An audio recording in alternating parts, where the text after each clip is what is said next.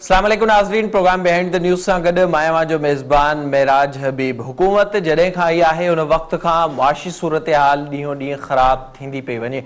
अॼु इन बाबति वज़ीर आज़म इमरान ख़ान जो अहम फ़ैसिलो साम्हूं आयो आहे। हफ़ीज़ शेख जी जाइ ते हमाद अज़हर खे वज़ारत ॾिनी वई आहे नाणे वारी। जॾहिं त उन खां अलावा पाण प्रोग्राम में ज़िक्र कंदासीं IMF पारां पाकिस्तान खे कर्ज़नि लाइ रखियल शर्तनि जे हवाले सां।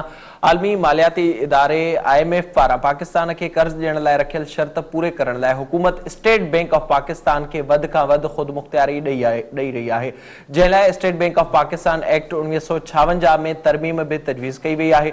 बिल पास थियण खां पोइ स्टेट बैंक वधीक ख़ुदि मुख़्तियार इदारो बणिजी वेंदो। हिन सॼे मामले ते ख़ुदि मुख़्तियारी जे पुठियां केतिरियूं ॻाल्हियूं लिकल आहिनि। जेतोणीकि नवे वारे ॾहाके में थियल तरमीम तहत स्टेट बैंक खे ख़ुदि मुख़्तियारी अॻु में ई हासिल आहे, पर हाणे तजवीज़ कयल तरमीम इदारे खे उन खां बि वधीक ख़ुदि मुख़्तार बणाईंदी, जंहिंखां पोइ स्टेट बैंक पॉलिसियूं ठाहिण लाइ कंहिं बि हुकूमती इदारे आॾो जवाबदेह न हूंदी, यानी कि को बि हुकूमती इदारो स्टेट बैंक खां कुछ भी पुछी न सघंदो। नई तरमीम तहत स्टेट बैंक जो पहिरियों कम मुल्क अंदर अघनि में इस्तेकाम आणो यानी महांगाई ते कंट्रोल करणु आहे। ॿियो कम मालियाती इस्तेकाम यानी एक्सचेंज रेट हिकु हंधि बीहारणु ऐं टियों कम मुआशी तरक़ी वारनि कोशिशुनि में हुकूमत जी मदद करणु आहे। तरमीम तहत स्टेट बैंक हुकूमत खे ओधर न ॾींदी, पर जेकॾहिं मरकज़ी बैंक में सरमायो ऐं ज़ख़ीरो काटू थी अचो त उन खां पोइ वफ़ाक़ी सरकार खे ज़रूरी रक़म बि फ़राहम करणी आहे। तजवीज़ कयल तरमीम तहत नेब, FIA ऐं ॿियनि वफ़ाक़ी तौर सूबाई इदारनि खे बैंक जे मुलाज़िमनि, डायरेक्टरनि, डिप्टी गवर्नर ऐं गवर्नर ख़िलाफ़ कार्रवाई करण जो इख़्तियार न हूंदो। स्टेट बैंक जे क़ानून तहत मुल्क जी मॉनिटरी ऐं मालियाती पॉलिसियुनि खे ॻंढण लाइ हिकु कोऑर्डिनेशन बोर्ड हूंदी आहे, पर तरमीम तहत स्टेट बैंक ऐं नाणे वारो वज़ीर गॾियल राब्ते सां इहो कमु कंदा। तजवीज़ कयल तरमीम तहत नाणे वारो सेक्रेटरी स्टेट बैंक जे बोर्ड जो मेंबर वधीक न रहंदो। तजवीज़ कयल तरमीम तहत स्टेट बैंक जे गवर्नर जी मुलाज़मत जो मुदो 3 सालनि बदिरां 5 साल हूंदो। मुदे में वाध बि 3 बदिरां 5 सालनि जी वाध तजवीज़ कई वई आहे। जॾहिं त उन खां अलावा कानून में सदर खे इहो बि इख़्तियार हासिल आहे त उहो ज़िम्मेवारियूं न निभाइण ते गवर्नर खे संदसि उहिदे तां हटाए सघे थो, पर तजवीज़ कयल तरमीम तहत सदर केतिरनि ई संगीन ग़लतियुनि बावजूदि बि अदालती फ़ैसिले खां पोइ ई खेसि हटाए सघे थो ऐं उनखे एक्सटेंशन बि मिली सघे थी। मौजूदा कानून तहत बहिराड़ी वारनि इलाइक़नि, सनअती शोबनि, हाउसिंग ऐं ॿियनि शोबनि लाइ स्टेट बैंक खे लाज़मी कर्ज़ ॾियणो हूंदो आहे, पर तजवीज़ कयल तरमीम तहत उन्हनि शोबनि खे हुकूमती कर्ज़ जी फ़राहमी जो सिलसिलो बि ख़तमु थी वेंदो। हीउ सदारती ऑर्डिनेंस जारी थी चुको आहे, जॾहिं त उन खां पोइ अॼु क़ौमी असेंबली में ही मामिलो आयो, जंहिं ते एहसन इक़बाल पारां इहो ॿुधायो वियो त फाइनेंस बाबति सदारती ऑर्डिनेंस थियण खां पोइ उनखे क़ौमी असेंबली में नथो आणे सघिजे। हिन ते सदारती ऑर्डिनेंस आइननि ई आइन 73 जी ख़िलाफ़ वर्ज़ी आहे, जंहिंखां पोइ अॼु जेको कोरम हो उहो पूरो न थियो। उन जी निशानदेही करण ते इजलास खे जुमे ताईं मुलतवी कयो वियो आहे। ज़रियनि वटां इहे बि ख़बरूं मिलियूं आहिनि त कोरोना वायरस जी ख़तरनाक सूरत हाल बावजूदि स्टेट बैंक जे हिन बिल खे पास करण जे लाइ अॼु जो इजलास बि सॾायो वियो हो। इन सॼे मामले ते पाण प्रोग्राम में ॻाल्हाईंदासीं, इहो केतिरो ख़तरनाक आहे हिन ते ॻाल्हाईंदासीं ऐं मुल्की मुआशी सूरत हाल जे हवाले सां ॻाल्हाईंदासीं। मूंखे स्टूडियो में जॉइन कयो आहे मुआशी माहिर आहिनि मोहतरम जनाब मिर्ज़ा इख्तियार बेग साहब। सर अस्सलाम वालेकुम, thank you so much for joining. Baig साहब, सबसे पहले बताइएगा, ज़ाहिर बात चल रही है कुछ दिनों से स्टेट बैंक ऑर्डिनेंस के हवाले से, ये है क्या और इसके क्या नुकसानात हो सकते हैं? देखिए, पहली चीज़ तो ये है कि ये जो स्टेट बैंक की ऑटोनमस हैसियत के बारे में एक अमेंडमेंट लाई जा रही है, जो एक बिल की शक्ल में इसको पार्लियामेंट ने पास करना है और उसमें टोटल खुद मुख्तारियत स्टेट बैंक को दे दी जाए। हम खुद मुख्तारियत के ख़िलाफ़ नहीं हैं। स्टेट बैंक एक ऑटोनमस बॉडी और मुल्कों में भी होता है, हमारे मुल्क में भी हो सकता है, लेकिन जो खुद मुख्तारियत की रेंज है उनकी, वो रेंज दुनिया में किसी मुल्क में इतना खुद मुख्तार गवर्नर स्टेट बैंक, इतना खुद मुख्तार स्टेट बैंक उसका मरकज़ी बैंक नहीं होता। आपने उनको अकाउंटेबिलिटी से भी निकाल दिया। आपने नैब और FIA उनकी कोई गलतियों पे न पूछ सकते हैं। आपने उनका ओहदा भी 5 साल का कर दिया, उससे पहले निकालने का कोई प्रोविज़न भी नहीं है, डिप्टी गवर्नर्स का भी और दूसरे जो लोग जो डिसीजन मेकर्स हैं, जो मॉनेटरी पॉलिसीज़ में होते हैं। और आप अपने जब स्टेट बैंक को मिनिस्ट्री ऑफ फाइनेंस से बिल्कुल अलग आप कर देंगे तो होगा क्या? होगा ये कि स्टेट बैंक पॉलिसी रेट बढ़ा के, जिससे पहले 13 कर दिए थे और तबाह बर्बादी हुई थी। हमारे बैरूनी कर्जे बढ़ गए थे 13% के मार्कअप की वजह से। फिर उन्होंने एहसास किया, फिर नीचे लेकर आए 7, 7.25 के ऊपर। वो अगर ये बढ़ा देंगे हुकूमत कुछ नहीं कह सकेगी। डॉलर 200 रुपए के ऊपर ले जाएंगे, हुकूमत कुछ नहीं कह सकेगी। अब उनके मॉनेटरी पॉलिसी पे जो सेक्रेटरीज होते थे या स्टेट बैंक के बोर्ड ऑफ गवर्नर्स जो था उसमें फेडरल सेक्रेटरीज थे, खजाना वगैरह के, वो सब हट जाएंगे। कोई ताल्लुक, स्टेट बैंक फैसला करके सिर्फ इतला दे दिया करेगा। तो आपने अपने मुल्क की माशियत, फाइनेंस, अपने रुपये की कीमत, अपने रिजर्व्स, अपनी हर चीज आपने एक आदमी को जो गवर्नर स्टेट बैंक के दे दी है कि वो मजाज है हर तरह का फैसला करने के लिए। और फिर बात के लिए भी आपने दरवाजे बंद कर दिए हैं कि कोई छू नहीं सकता उसके फैसलों को, कोई उसके ऊपर एतराज नहीं कर सकता, कोई अकाउंटेबिलिटी नहीं हो सकती। दुनिया में अकाउंटेबिलिटी का जब आप एक सेगमेंट को निकाल देंगे, ये डिस्क्रिमिनेशन है। आप अकाउंटेबिलिटी इस मुल्क में, पाकिस्तान में हर एक की है, आपकी भी है, मेरी भी है, वजीर आजम की भी है और स्टेट बैंक के गवर्नर की भी होनी चाहिए। अकाउंटेबिलिटी मेरिट के ऊपर बिल्कुल एक अच्छी चीज़ है। अगर मैं कोई ऐसी चीज़ें रॉन्ग डूइंग जिसको कहते हैं आप, मालाफाइड इंटेंशन के तहत कुछ चीज़ें होती हैं तो मैं बिल्कुल अकाउंटेबल हूँ, मेरे गले में बिल्कुल हाथ डाला जाए। तो ये सब चीज़ें सुन के लोग परेशान हो गए। मैं एक माशियतदान हूँ, मैं खुद इसके ऊपर बड़ा परेशान हूँ कि आप कितनी ज़्यादा पावर देने जा रहे हैं और ये पावर देने के बाद अगर उन पावर को मिसयूज हो गया, अच्छा बेग साहब, तो आप कुछ नहीं कर सकेंगे। थोड़ा सा इस पर खुलकर ज़ाहिर बात करते हैं। क्या समझते हैं आप? ज़ाहिर इस हुकूमत पर ये भी इल्ज़ामात लगते रहे हैं और कुछ बातें ऐसी हैं भी बिल्कुल कि ये शायद कहीं और से मईशत के हवाले से ख़ास करके चल रही है। रज़ा बाकर साहब IMF के बंदे हैं, वो शायद चले भी जाएंगे। फिर हफीज़ शेख साहब ज़ाहिर जो आज स्टेप डाउन हुए हैं वो भी वहीं के ही बंदे हैं। तो इस हवाले से बताइएगा कि क्या वाकई कुछ ऐसी बड़ी प्लानिंग है मईशत के हवाले से कि अब जो रिजर्व्स हैं उन पर कब्जा करके और खुद ही सबको चलाया जाए? महाराज साहब देखें, पहली चीज़ ये है कि लोग इसको ईस्ट इंडिया कंपनी का रिप्लिका कह रहे हैं कि वो आई थी और आस्ते आस्ते अपने आदमियों के जरिए वायसराय उन्होंने बना के और फिर पूरा कंट्रोल किया था। अल्लाह ना करे वो सिचुएशन हो, लेकिन लोगों के खदशात हैं और खदशात को कोई रोक नहीं सकता। अब आपके सवाल का मैं जवाब देता हूँ।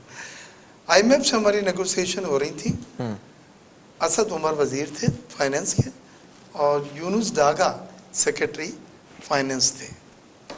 ये लोग उनसे नेगोशिएशन कर रहे थे, टफ नेगोशिएशन कर रहे थे। उन्होंने मार्कअप रेट पे मना करा था, डिवैल्यूएशन पे उन्होंने कहा था हम इतना नहीं कर सकते, हमारी माशियत के लिए और हमारे मुल्क के लिए अच्छा नहीं है वगैरह वगैरह। IMF इतना स्ट्रॉन्ग बॉडी है, उन्होंने टीम को चेंज करवाया।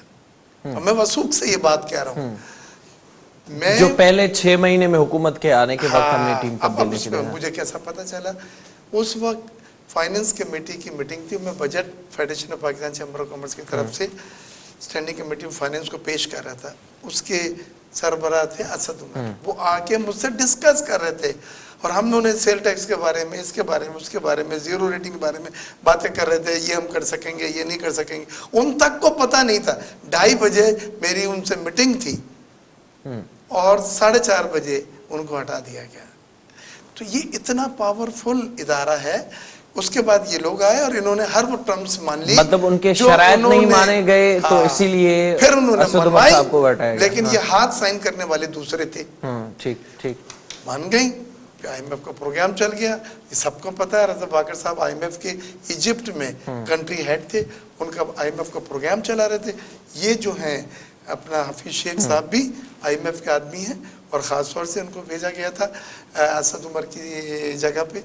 तो ये तमाम चीज़ें देखते हुए उसमें कोई शक नहीं है, एक बच्चा भी पहचानता है कि इनके पीछे IMF का हाथ है इन लोगों का, क्योंकि ये IMF के साथ काम कर चुके हैं। उसके साथ काम करने का इनको तरीका और करीना आता है। वो लोग भी कंफर्टेबल फील करते हैं, ये भी कंफर्टेबल फील करते हैं। लेकिन हमने ये देखना है कि मुल्क का मफाद किस में है। क्या अगर वो आदमी जो आपके पेरोल पे रह चुका है, अगर वो आता है और आपकी बातों में क्या है कि आपकी शराइत ऐसी भी मान लेता है जो इस मुल्क के लिए ज़्यादा मफाद में नहीं है। अच्छा बेग साहब, इस पर थोड़ा सा ज़ाहिर स्टेट बैंक पर मैं वापस आऊँगा।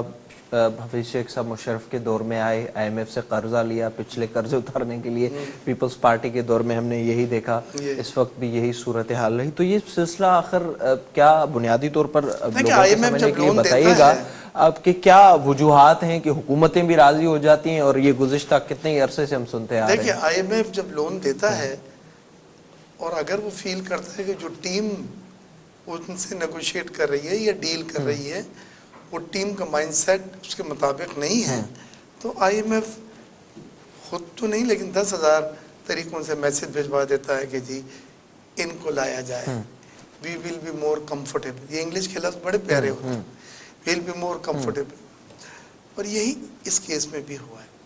लेकिन मुझे जो चीज़ आपको मैं सवाल से हटके ज़रा से बात करना चाहूँगा कि इतनी बड़ी हुकूमत को क्या ये नहीं पता था कि ये ऑर्डिनेंस फाइनेंस बिल, कोई भी फाइनेंस बिल ऑर्डिनेंस की शक्ल में पास नहीं हो सकता। बजट जो है वो फाइनेंस बिल होता है। बिल्कुल, ऑफ कोर्स। बजट को कभी भी ऑर्डिनेंस से पास नहीं कर सकते, बजट पार्लियामेंट से पास होता है मेजॉरिटी से। Of course. तो आपने इसका ऑर्डिनेंस निकाल दिया और ये आपको पता है कि ये फाइनेंस बिल का हिस्सा है। अब फिर आप इसको दोबारा लेकर आ रहे हैं पार्लियामेंट में, नेशनल असेंबली में, उसकी कमेटी के बाद डेलिब्रेशन करने के बाद। खैर आज कोरम नहीं था और उन्होंने कहा कि 73 के तहत आर्टिकल इसको आप ऑर्डिनेंस की शक्ल में नहीं ला सकते। तो ये तमाम चीज़ें जो हैं ये बतलाती हैं कि प्रोफेशनली चीज़ें हैंडल नहीं हो रही। अच्छा बेग साहब, जैसे आपने ज़ाहिर बताया शेख साहब के हवाले से या रज़ा बाक़िर के हवाले से, और भी लोग हैं जो बाहर से आए हुए हैं और ज़ाहिरी तौर पर सख्त शराइत हैं वो भी माननी पड़ रही हैं। इस वक्त तीसरी जो किस्त थी वो मिली है, पाकिस्तान को मिलने जा रही है, तो इस हवाले से बताइएगा। ये तीसरे किस्त की ये शर्त है, वही मैं बात $500 मिलियन जब मिलेंगे। अगर हुकूमत इन चीज़ों से पीछे हटती है, पहले भी हमने देखा है जो टैक्स के हवाले से एक रखा गया था आदाद शुमार, उस पर हुकूमत पूरा नहीं उतर रही, तो ज़ाहिर है फिर तो ये गिरवी रखनी होगी चीज़ें। देखिए पहली चीज़ तो ये है कि दो चीज़ें IMF ने रखी हैं। एक 220 अरब रुपए के टैक्स एग्जम्पशन कॉर्पोरेट सेक्टर को जो छूट दी हुई है टैक्स की, वो कहते हैं ख़त्म करो, और वो ख़त्म कर दिए। FBR ने नोटिफिकेशन निकाल दिया, मेरे पास भी आया, आपने भी देखा होगा। दूसरी चीज़, उन्होंने बिजली और गैस की कीमतों के ऊपर कहा कि इसको बढ़ाएं, और बढ़ाओ भी 5 रुपये से ज़्यादा 2 मरहले में। तो ये तो चीखें निकल जाएंगी। पहले ही हमारे बिजली और गैस की कीमतें बहुत ज़्यादा हैं। वज़ीर आज़म साहब ने एक्सपोर्ट ओरिएंटेड इंडस्ट्री के लिए 7.5 सेंट्स और $6.5 MMBTU गैस प्रॉमिस किया था, और टेक्सटाइल पॉलिसी में अनाउंस हो रहा था, जिसकी मैंने भी recommendation federation Pakistan chamber of commerce से भेजी थी। रुक गई ये पॉलिसी, उसको अभी पास नहीं कर रहा है क्योंकि उसमें वो जो गैस की कीमतें वो IMF को, बिजली की कीमतें वो IMF को मंजूर नहीं। तो हम IMF के, आपने गिरवी का लफ्ज़ इस्तेमाल किया था, मैं कहता हूँ उससे भी ज़्यादा हम उसके चंगल में आ चुके हैं, सही लफ्ज़ है। और ये सावरन नेशंस नहीं होती। आप कोई पॉलिसी मुल्क के लिए नहीं बना सकते। आपने अमेरिका के साथ बिट एक चीज़, जब मैं वज़ीर आज़म का मुशीर था, हम नेगोशिएशन गए तो एक बायलैटरल इन्वेस्टमेंट ट्रीटी उन्होंने की, अमेरिका ने कि साइन करो तो हमारा इन्वेस्टमेंट पर हो सकेगा। जिन जिन मुल्कों में हमने इन्वेस्टमेंट किया है, बिट हमने साइन की हुई है, बायलैटरल इन्वेस्टमेंट ट्रीटी। बिट को पढ़ा तो मैं हैरान थे कि आप इनकम टैक्स का रेट नहीं बढ़ा सकते थे बगैर उनसे कंसल्ट किए, तो मना कर दिया। यही वजह आज तक उनके साथ हमारी बिट साइन नहीं हुई है। तो वो वक्त भी थे जब आपने पोजीशनें ली सावरन नेशन, खुद मुख्तार मुल्क होने की हैसियत से, लेकिन अब तो ये हालत हो गई है कि वो ड्राफ्ट वहाँ से आता है। बहुत शुक्रिया सर आपका प्रोग्राम में वक्त देने के लिए। ज़ाहिरी तौर ते ही ख़तरनाक बिल साम्हूं आयो आहे, जंहिंखां पोइ वधीक पावर मिलंदा स्टेट बैंक जे गवर्नर खे। वाज़े तौर ते ॿुधाए पियो वञे त IMF जे हुकुमनि ते इहो सभु कुझु थिए पियो। इन खे अलावा पाण प्रोग्राम में ज़िक्र कंदासीं मुल्की सियासी सूरत हाल जे हवाले सां। वक़्तु ब्रेक जो असां सां गॾु रहिजो।